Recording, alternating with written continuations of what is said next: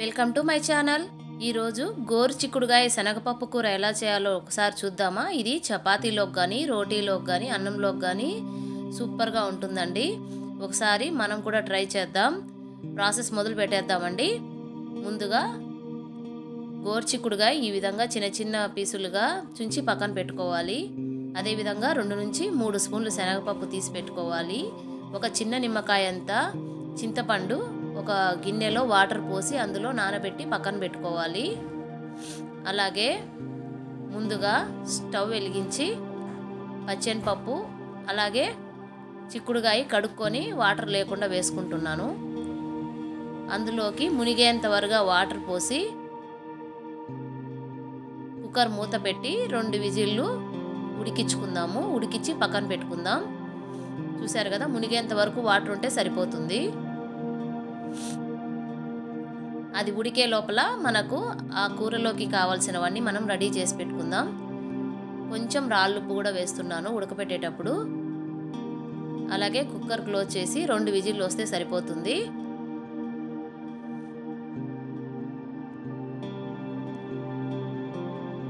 ఇప్పుడు ఒక ఎర్రగడ్డ, కొత్తిమీర, 1 టమోటా, కరివేపాకు, అల్లం తెల్లగడ్డ పేస్టు, కారం పొడి, 1/4 స్పూను జీలకర్ర పొడి, 1/2 స్పూను ధనియాల పొడి, చిటికెడు పసుపు పొడి, ఉప్పు, అలాగే శనక్కాయ గింజలు వేయించుకొని పొడి చేసి పక్కన పెట్టుకున్నానండి. అవి అలాగే చింతపండు నానబెట్టుకున్నాం కదా అది. రుచికి తగ్గట్లుగా ఉప్పు వేసుకుంటే సరిపోతుంది. కారం పొడి కూడా నేను 1 స్పూన్ తీసుకున్నానండి. ముందుగా స్టవ్ వెలిగించి బాణలు పెట్టి అందులో ఆయిల్ వేసుకోవాలి. చూసారు కదా, నేను 1 టేబుల్ స్పూన్ ఆయిల్ వేసుకున్నాను. అందులోకి పోపు దినుసులు వేసుకుందామండి. ఆల్రెడీ మనము గోరుచిక్కుడుకాయలోకి పచ్చెనపప్పు అంటే శనగపప్పు వేసుకున్నాం కదా, కాబట్టి ఇందులో ఓన్లీ ఆవాలు జీలకర్ర మాత్రం వేస్తే సరిపోతుంది. ఆయిల్ హీట్ ఎక్కిన తర్వాత ఆవాలు జీలకర్ర వేస్తున్నాను.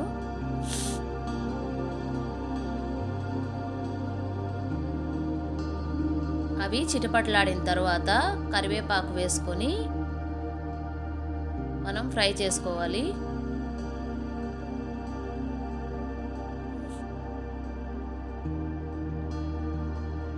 అది ఫ్రై అయ్యే తర్వాత మనము కట్ చేసి పెట్టుకున్న ఎర్రగడ్డ వేసుకోవాలి.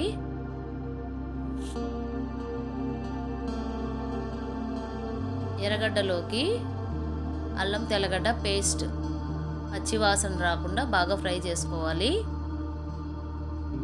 ఇంగువ వేస్తున్నానండి. కొంచెంగా 1 పించ్ ఇంగువ కూడా వేసుకొని బాగా కలిపి కొంచెం సాల్ట్ వేసి ఫ్రై చేస్తే తొందరగా గోల్డెన్ కలర్లోకి వచ్చేస్తాయండి. కాబట్టి నేను కొంచెంగా సాల్ట్ వేస్తున్నాను.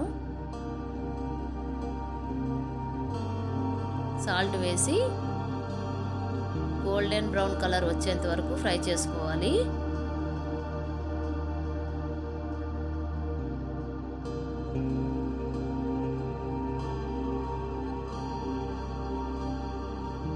అది గోల్డెన్ బ్రౌన్ కలర్ వచ్చిన తర్వాత మనము టమోటా వేసుకోవాలి.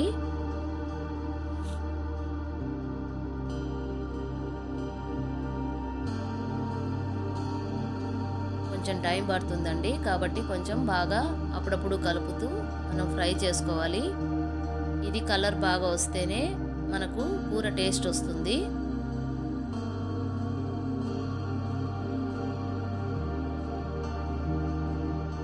ఇందులోకి అన్ని పౌడర్లే వాడుతున్నానండి. జీలకర్ర పొడి, ధనియాల పొడి, కారం పొడి, అలాగే వేరుశనగలు వేయించి ఫ్రై చేసుకొని పక్కన పెట్టుకున్నాను పొడి. అది ఒక 2 స్పూన్లు అవసరం పడుతుంది. అది కూడా వేస్తాను.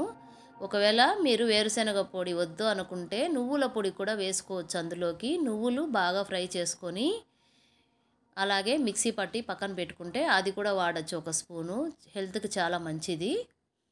చూసారు కదా, ఈ విధంగా ఫ్రై చేసుకోవాలి. టమోటా కూడా బాగా ఫ్రై అయిన తర్వాత గోరు చిక్కుడుకాయలు ఉడికిపోయాయి కదా కుక్కర్లో, అవి తీసి వాటర్ అంతా తీసేసి ఇలా పెట్టుకోవాలి పక్కన బౌల్లో వేసుకొని. అది కూడా వేస్తున్నాను. ఆ వాటర్ని కూడా పడేయట్లేదండి, కర్రీలోకే యూజ్ చేసుకుంటున్నాము. చింతపండు గొజ్జు తీసి పక్కన పెట్టుకొని ఆ చింతపండు వాటర్ను కూడా వేస్తున్నాను.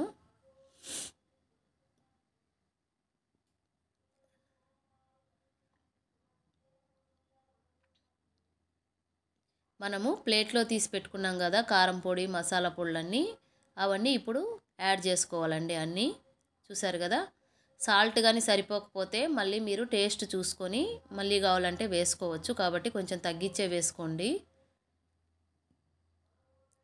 ఇది కొంచెం బాగా ఫ్రై అయిన తర్వాత ఇందులోకి నేను చెప్పాను కదండి, నేను వచ్చి వేరుశనగ పొడి వేస్తున్నాను. ఆల్రెడీ బాగా ఫ్రై చేసుకొని మిక్సీ పట్టి పక్కన పెట్టుకున్నాను. ఆ పౌడరు ఒక 2 టేబుల్ స్పూన్లు వేసుకుంటున్నాను. చూసారు కదా, ఇలా ఉడుకుతుంది కదా, ఈ టైంలో మనము ఈ పొడి యాడ్ చేసుకోవాలి. కూర బాగా దగ్గర పడేంత వరకు ఉడికించాలి. ఆయిల్ కూడా పైకి తేలుతుందండి, అప్పుడు మనకి కూర రెడీ అయిపోయినట్లు అర్థము. స్మెల్ కూడా చాలా బాగా వస్తుందండి, అన్ని పౌడర్లు వేసాం కదా కాబట్టి. ఆల్మోస్ట్ మన కూర రెడీ అయిపోయిందండి. లాస్ట్లో కొత్తిమీర గార్నిష్కు మాత్రమే కాకుండా కొంచెం కొత్తిమీర ముందే వేసి ఉడకనిస్తే టేస్ట్ బాగుంటుంది. మళ్ళీ గార్నిష్ కావాలంటే కొంచెం వేసుకుందాము డెకరేషన్కి. చూసారు కదా, ఆయిల్ కూడా తేలిపోయింది. ఇప్పుడు కొంచెంగా కొత్తిమీర వేసి కలుపుతున్నాను.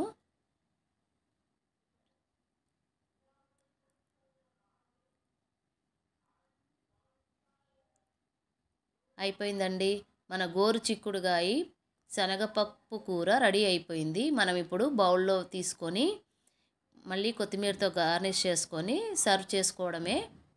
చూసారు కదండి, ఆయిల్ కూడా బాగా తేలిపోయింది కాబట్టి ఇంకా బౌల్లో తీసేసుకుందాము.